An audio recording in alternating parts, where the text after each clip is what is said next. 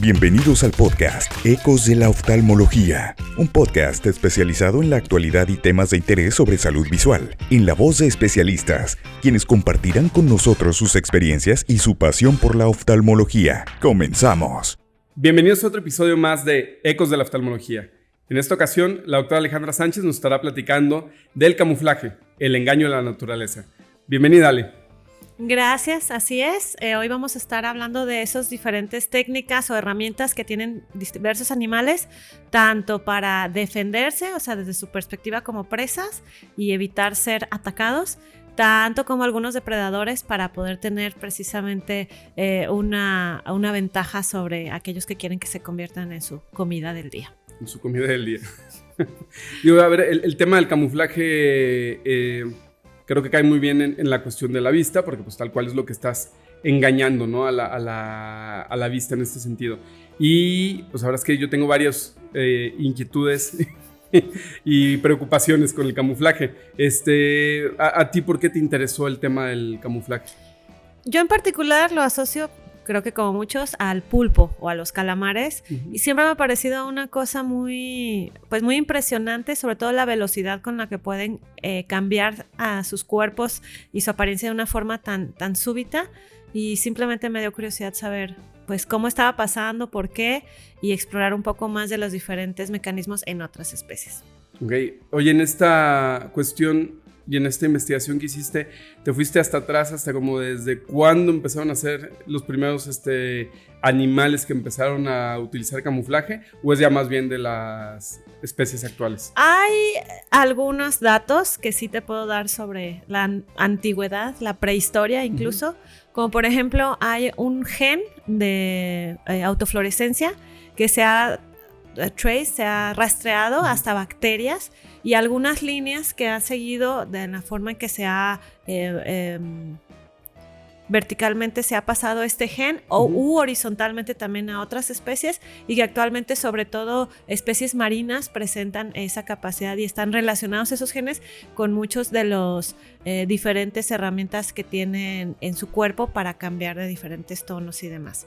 Y además sí hay evidencia, aunque uno pensaría, ¿cómo es posible que los fósiles nos permitan saber si algunos animales podían o no camuflajearse? Pues sí, en algunos tejidos blandos que se han podido rescatar, se ha visto evidencia de que algunos reptiles como tortugas, o anfibios, perdón, como tortugas, y algunos reptiles como algunas especies de dinosaurios, ya presentaban algunas características de camuflaje, como vamos a ver que es el sombreado o counter shading, en donde la parte superior del animal es más oscura y la parte de abajo es más clara, y ya iremos viendo eso en qué les ayuda. Pero a lo que voy es que sí hay evidencia de muchos, miles de años atrás, que ya había evidencia de este tipo de adaptaciones. Y rastreado hasta bacterias, como lo comentas, está curioso, ¿no? Porque pues, ¿a qué ojo quería engañar esa bacteria, no? O sea, exacto, bueno.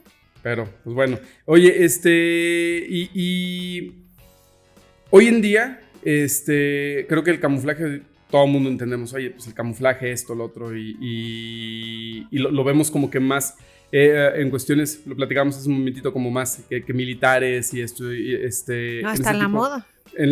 En la moda, exactamente, te tiendes a camuflar algo, pero en los animales, digamos, esta necesidad de camuflaje, tú la comentabas al principio, como la necesidad de perderme para no ser cazado, o la necesidad de que no me vean mientras estoy cazando. Ambos. ¿Sabemos quién fue el primero en utilizar la estrategia del camuflaje, la presa o el depredador? ¿O?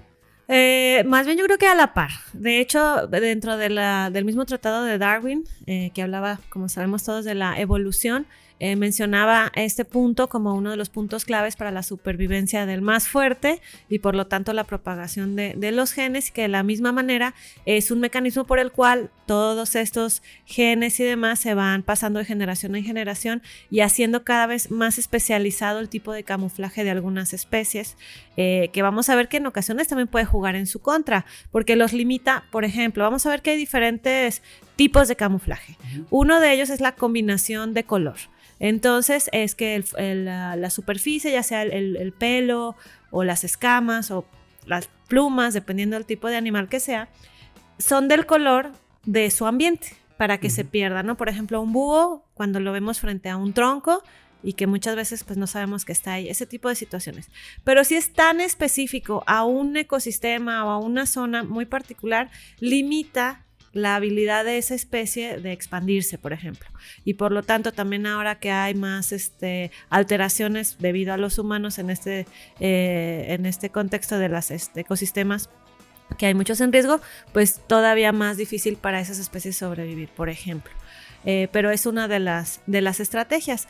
Otra, por ejemplo, es la coloración disruptiva, que ahí volviendo al tema de los predadores, uno de los ejemplos más comunes pues es el tigre o es el guepardo, en donde me pareció muy interesante el tema de que tengan estos patrones extraños, asimétricos. Es principalmente para confundirlo con el entorno porque son tonos parecidos, pero sobre todo para modificar el borde o los límites de su propio cuerpo. Es decir, para que si una presa lo está viendo a lo lejos, no pueda definir aquí termina el animal y aquí empieza el follaje, sino que se pierda, vamos a decir, el borde, la forma del animal completo. Eso me pareció muy, muy interesante y es una forma en donde también, junto con el componente del comportamiento, que también vamos a ver que el camuflaje en algunas de las clasificaciones incluye el comportamiento, el movimiento, por ejemplo, también, es que sean tan silenciosos, sigilosos, ¿no? Por el contrario, una cebra, hablando de este tipo de camuflaje de movimiento, tiene las rayas con esa misma finalidad de borrar, vamos a decir, sus límites, pero que se acentúa cuando corren. Con el movimiento hace más difícil que el depredador delimite a dónde va, o sea, su dirección, su dimensión, su velocidad, y por lo tanto es una forma también de protegerse. Ya, a ver, el caso ahí de las cebras y ese camuflaje depende tal cual de la manada, ¿no? O sea, porque una cebra sola sí destaca ahí como un preso en la sabana, ¿no? O sea, blanco y negro ahí destaca. Pero ya la manada moviéndose completa, pues va a ser difícil para el depredador identificar a la presa particular, a dónde es a donde lo quiere atacar. No vaya a atacar una pata que le va a dar un patadón, ¿no? O que vaya al cuello, ¿no? Y dependen de Sí, lo hace mucho más fácil el poder camuflarse también en grupo, ¿no? Entonces, a ver, recapitulando estos tipos de camuflaje, ¿es una clasificación como tal en la naturaleza? Hay diferentes clasificaciones. La mayoría de las fuentes mencionan 4 principales. Combinación de color, coloración disruptiva, que son las dos que ya mencionamos a grandes rasgos, mimetismo y disguise o disfraz o ocultarse. Okay. Por ejemplo, mimetismo es cuando alguna oruga, por ejemplo, aparenta que tiene que en vez de ser una oruga es una serpiente. Es decir, que su color imita la forma de la cabeza de una serpiente, por decir. O por el contrario, puede ser, por ejemplo, que una que un insecto, parece una ramita, que una mariposa parece una hoja. Ese es mimetismo. Sí. Okay. Y disfraz, disfraz sería como la oruga, que aparenta ser algo más, que es algo amenazante. Ok. Amenazante o simplemente desagradable. Por ejemplo, hay un tipo de mariposas que son las mariposas virrey, que son muy similares a las mariposas monarca. Okay. Porque las monarca, al parecer, no tienen un sabor agradable, que nunca las he probado y no planeo hacerlo, pero para sus depredadores, al parecer, tienen un sabor desagradable. Y las mariposas virrey imitan los colores de la mariposa monarca, porque aunque ellas sí saben bien, para engañar a los potenciales depredadores, las imitan. Entonces, para desinteresarlos. Ahí seguimos en el disfraz. Sí. Que serían como el falso coralillo, este tipo de cosas. Exacto. ¿No? Las mariposas que tienen como ojos de búho, sería mimetismo. Ese sería mimetismo. Sí, me parece que sí, mimetismo, porque son objetos, aparentar algo que no, no, ya me confundiste. Por favor, todo esto lo editan, si son tan amables. Ok, entonces, a ver, vamos a preguntar. No, sí. Contéstame el ala de la mariposa y sus ojos. ¿Qué es disfraz o mimetismo? Disfraz. Disfraz es cuando se convierten en algo amenazante o en algo desagradable. Algo que no son. Y en el mimetismo es cuando imitan algo más, pero un objeto. El disfraz es Aparentar que son otra cosa que no son, ya sea ojos, otra ave, otro tipo de mariposa, otro animal. Y el mimetismo es que se pierdan con su entorno, exactamente. Con una corteza, con un pedacito de corteza. Exactamente. Ok. En el caso, por ejemplo, estos insectos hoja, que tal cual parecen hojitas. Sería mimetismo. Ese sería mimetismo, porque es más bien el entorno en lo que se quiere como perder. Ok. Pero existen también otras clasificaciones. Por ejemplo, podemos hablar del camuflaje activo.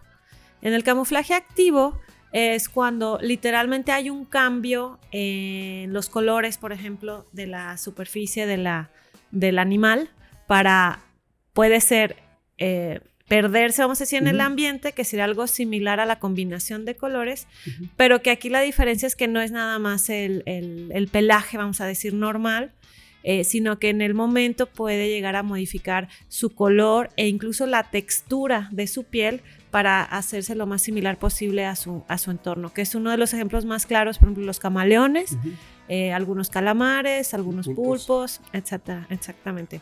Y esto lo pueden realizar gracias a que tienen cromóforos. Los cromóforos normalmente es pigmento oscuro, pero puede haber diferentes colores y son células que tal cual tienen pequeñas vacuolas de pigmento por dentro y que dependiendo de la especie es el estímulo que va a ocasionar que esas vacuolas se dispersen por toda la célula y por lo tanto den a la superficie un tono más oscuro en esa sección, o que se junten en el centro y que pierdan esa pigmentación. Pero también hay iridóforos, por ejemplo, que son aquellos que hacen que se vea iridiscente la superficie y que dependiendo del ángulo en que se vea va a cambiar el color que se refleja. Y hay también, por ejemplo, leucóforos también, que son blancos. Exacto, entonces dependiendo de la especie, pueden tener uno o varios de estos. Los pulpos, por ejemplo, tienen estas diferentes estructuras y por lo tanto pueden imitar también los diferentes colores.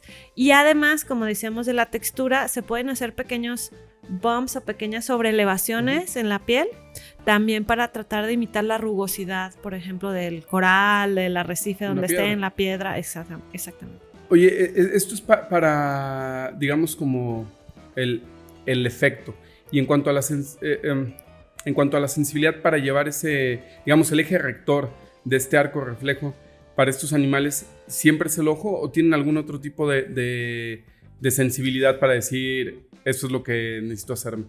O sea, obviamente en el caso de textura, pues sí debe ser ya más bien a nivel táctil, pero es una excelente pregunta. De hecho, no estamos seguros, pero hay diferentes teorías en donde se creía que era por el tacto más que otra cosa, sobre todo porque son animales que no tienen la mejor visión y que incluso creemos que no tienen una visión a colores tan adecuada. Sin embargo, sí hay estudios que se han realizado en donde con la pura imagen, vamos a decir, dentro de una pecera, pero con un vidrio o una barrera, aún así hay un cambio y una adaptación al ambiente. Entonces, al parecer sí es puramente visual, o esa es la teoría que hay hasta ahora.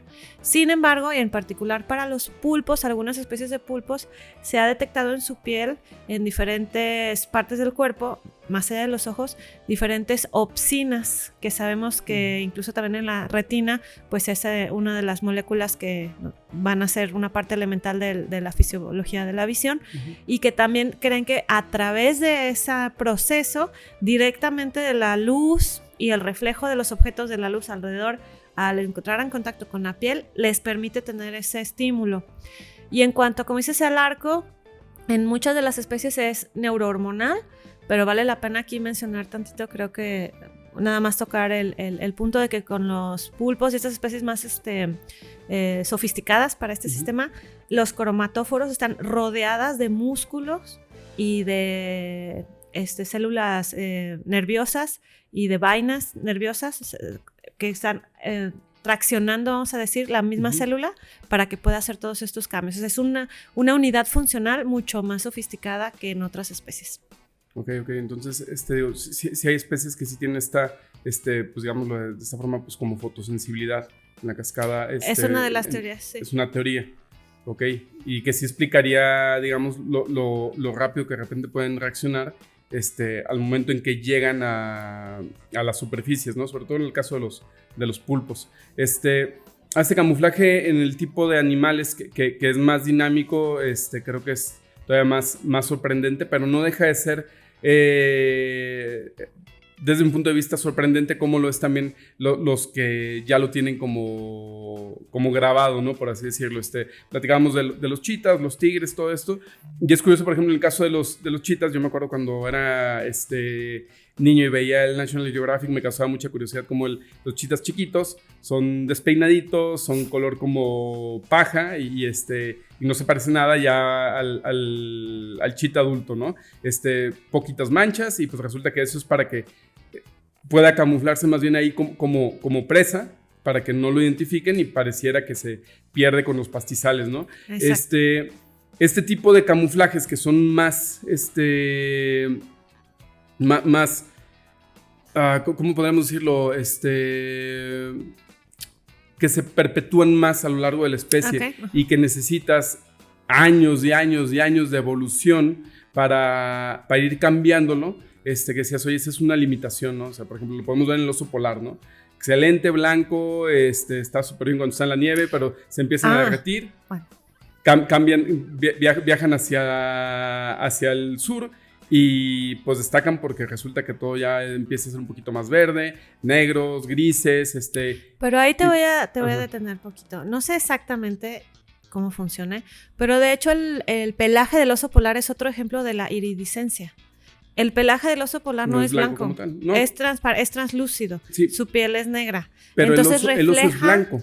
Refleja la luz de la nieve. Uh-huh. Entonces, obviamente no se van a confundir con un oso pardo o con un oso negro, pero estaría interesante ver qué tanto pudiera Es que no cambian, sí los he visto.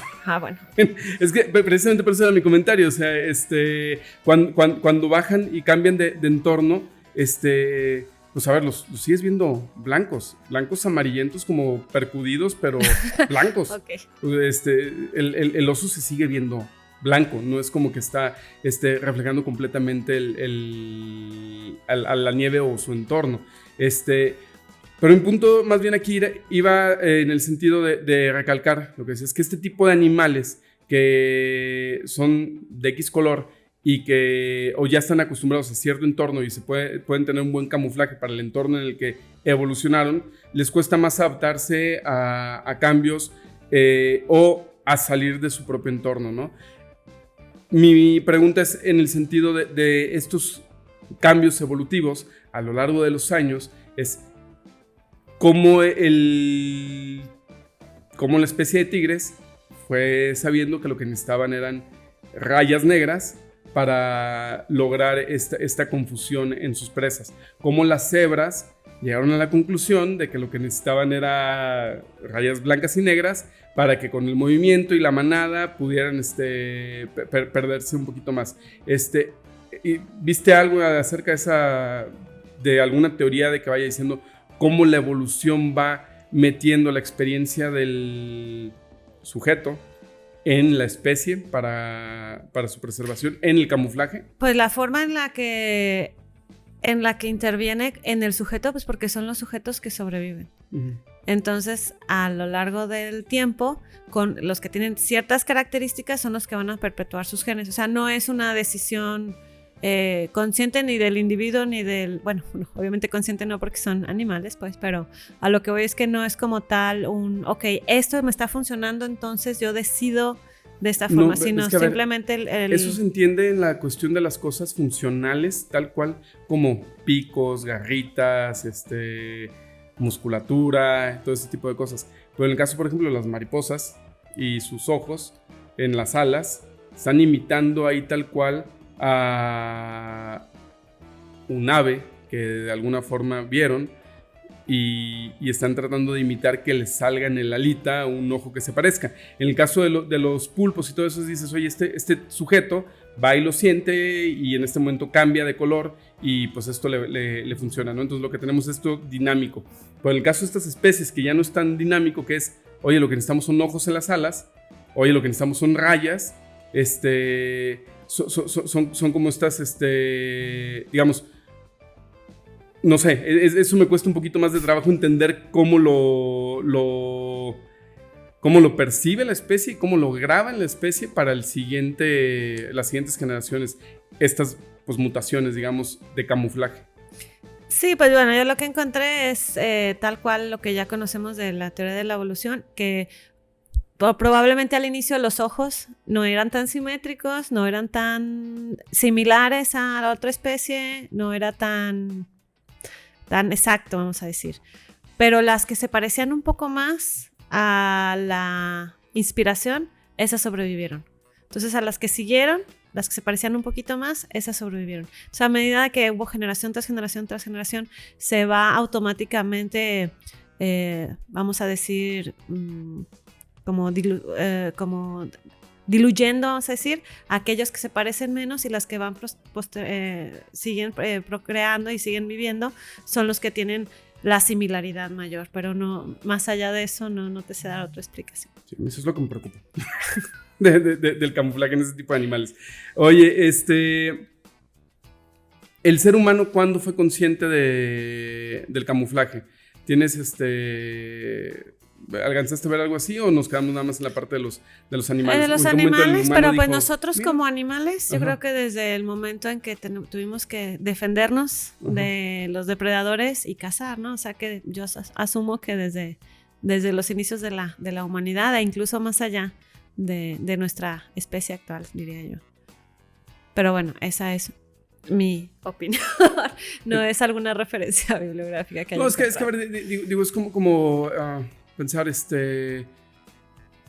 los primates en general pues no se distinguían por, válgame qué tremendo camuflaje se cargan por sí solos, ¿no? Y luego menos cuando el Homo sapiens empieza a ser ya un poquito más lampiño y pues sí dices, oye, pues sí empiezas como a destacar un poquito tal vez más en tu ambiente. Y además erguido, o sea, como que hay varias cosas ahí pero de como decir, oye, me voy a camuflar y voy a ponerme la piel del lobo para intentar atacar a X animal o para que no me ataquen a mí, o sea... Hay especies incluso de moluscos y algunas tortugas, anfibios y demás que hacen eso también. Es otra de las categorías, de las clasificaciones, que es la autodecoración, que es cubrirse con musgo, con plantas, con cualquier cosa que pueda ayudar a desaparecerlos en el ambiente. Entonces yo creo que si desde ese tipo de especies llegaron a esa solución, probablemente también los humanos, quiero pensar que es parte de lo que los orilló a decir, me voy a poner esta piel o me voy a esconder de esta forma, me voy a cubrir de lodo o cualquier medio que tuvieran a la mano, ¿no? Ok, tú mencionaste hace rato, sí lo dijiste, ¿no? Por ahí, en la moda, ¿no? El camuflaje. ¿Ahí a qué hacías referencia? ¿Al animal print? A mi edad. ¿O más o qué? No, a la ropa de moda de repente hace algunos años de camuflaje. O sea, de camuflaje como militar. O sea, yo a eso me refería. Yo diría que a modas para camuflar. No, yo creo que el animal print al contrario llama más la atención, ¿no? Depende de dónde estés. Bueno, sí. Si estás en el ¿cómo se llama? En las sabanas, pues no. Te puede servir. Oye, ¿qué parte de lo que estuviste viendo del camuflaje en los animales fue la que, digamos, más te sorprendió? O sea, digamos, esta parte evolutiva, digamos, pues, como un given de que, órale, pues así funciona. Ya platicamos de la presencia de opsinas tal vez en la piel de algunos animales para tener fotosensibilidad más allá de los ojos. ¿Cuál fue la parte que digamos más te sorprendió? Dijiste, mira, esto no lo vi venir, esto se me camufló literal. Pues yo creo que en general la especificidad, o sea, de tantas especies, no me imaginaba que tantas, porque tenemos algunas, ¿no?, en mente, pero en realidad son muchísimas especies en todos los diferentes medios, en el aire, en el agua, en la tierra. Eso me llamó mucho la atención, que hay mucho más camuflaje en la naturaleza de lo que me imaginaba.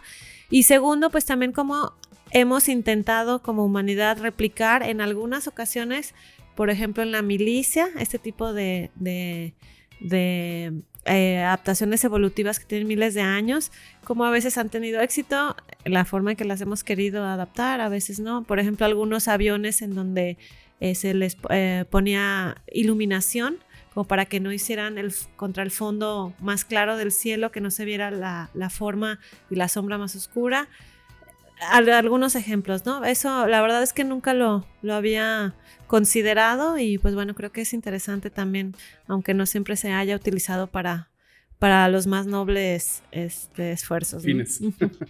Oye, me comentabas también hace unos minutos antes de iniciar el término científico de camuflaje, ¿cómo se le llama? Cripsis, eso también me gustó. Cripsis, y la raíz etimológica, de esta palabra es criptos, que es escondido o oculto. Y creo que es importante siempre que podamos irnos a la raíz de las palabras y nos va a ayudar a entenderlas también mejor, ¿no? Y pues sí, entonces para todos ustedes que no lo sabían, cripsis es la manera científica de llamarle al camuflaje.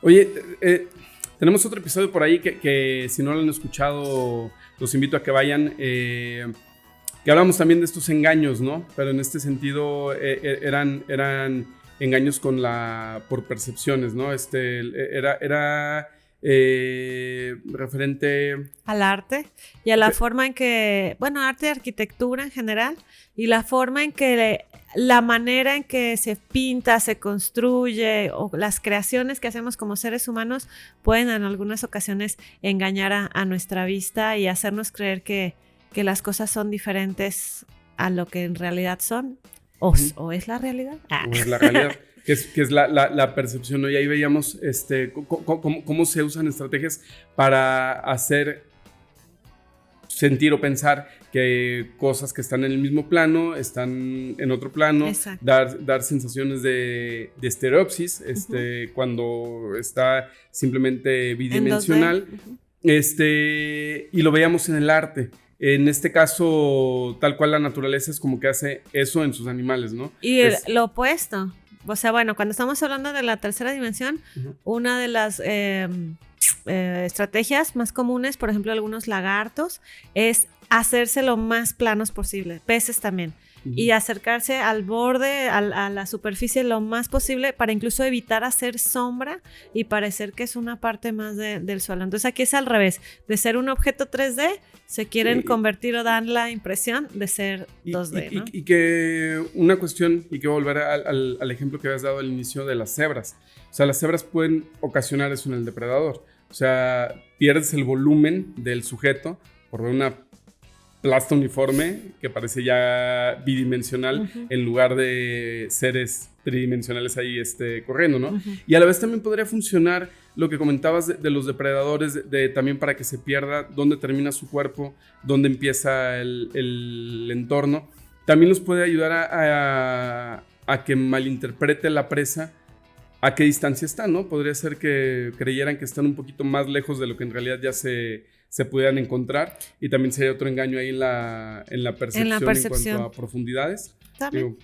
Digo, no lo sé, pero podría ser, ¿no? No, sí. De hecho, en general, simplemente eso también me pareció sorprendente. Ver la importancia que es, por lo menos en la naturaleza, el eliminar los bordes.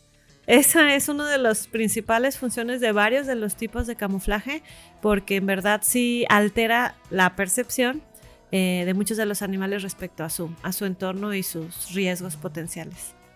Pues con los tiburones también suele suceder como su parte de abajo es blanca, para por si lo ves de abajo se pierda con la luz y no sabes dónde termina. Si lo ves de arriba, pues ya es más oscurito para que se pierda con el fondo. Exacto, y eso es el counter shading o sombreado, que en algunas de las fuentes era parte de la clasificación de la coloración disruptiva, en otras estaba por su cuenta, pero sí, efectivamente, y ese es el mismo efecto que platicábamos que se veía en algunos de los seres antiguos, incluso en los dinosaurios. Ya. A mí definitivamente una de las cosas que más me llamó la atención de lo que me estuviste platicando fue lo de las bacterias. Yo no entendí las bacterias a quién estaban intentando, a qué ojo estaban intentando engañar, ¿no? Pero pues muy probablemente, obviamente no están intentando engañar a ninguno, simplemente cada ser vivo experimenta el mundo de forma diferente, ¿no? Y lo que nosotros vemos como fluorescencia, a lo mejor para para estos seres es otra cosa. Tiene ¿no? otra finalidad. Pero no deja de ser curioso, así como decir, mira, esta bacteria de veras, ¿a qué ojo quería engañar, no? Pero pues no, tal vez no. Pero bueno, ahora se engañan a los ojos gracias a esas bacterias, haya sido su intención o no. ¿Ha sido su intención o no?